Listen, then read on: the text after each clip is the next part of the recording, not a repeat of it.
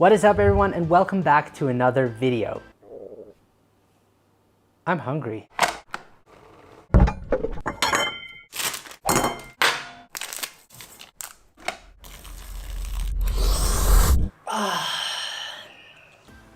In a previous video, I talked about why I bought the iPhone 12 Pro Max as a pro camera. In this video, I wanted to share with you the issues I encountered using the iPhone 12 Pro Max when it comes to shooting mobile content.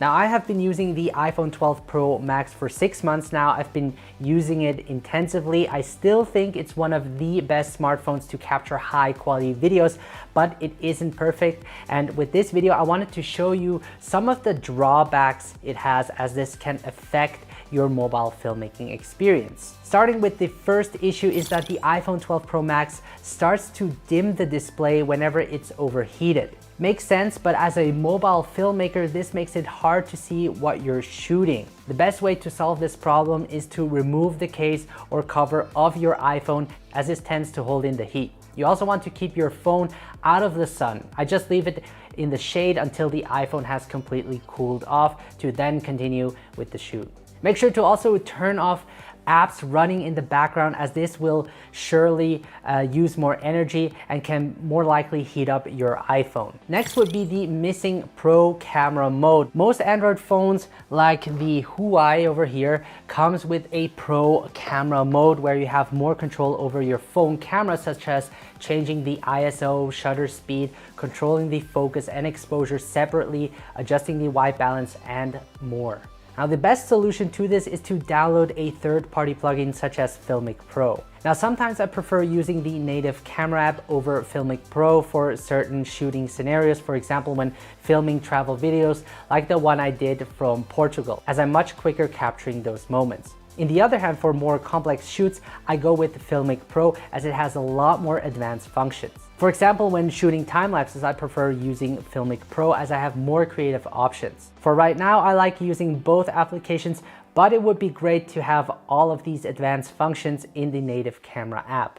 I'm probably expecting too much, but this way I will save time switching between those two apps. Next would be the ugly lens flare when shooting against the sun. By ugly, I mean the green spot that appears in the video. Lens flare is basically caused by light reflections on your camera lens. Now, don't get me wrong, you can get nice lens flares with the iPhone 12 Pro Max, and I like having it in my videos as an artistic effect, but sometimes it can be too much and distracting.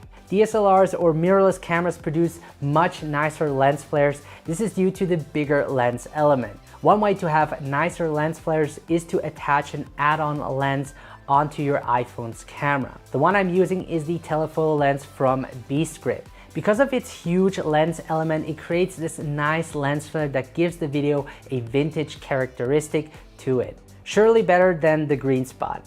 If you don't want lens flares in your video, try using a lens hood, or try making one yourself, or cover the lens with your hands, or use any kind of object to really avoid the sun hitting the lens. Another thing you could do is capture the shot from a different angle in a way that keeps the light from reflecting off your lens. The next problem is the auto exposure lock. The reason why you want to lock your exposure is to keep the light consistent.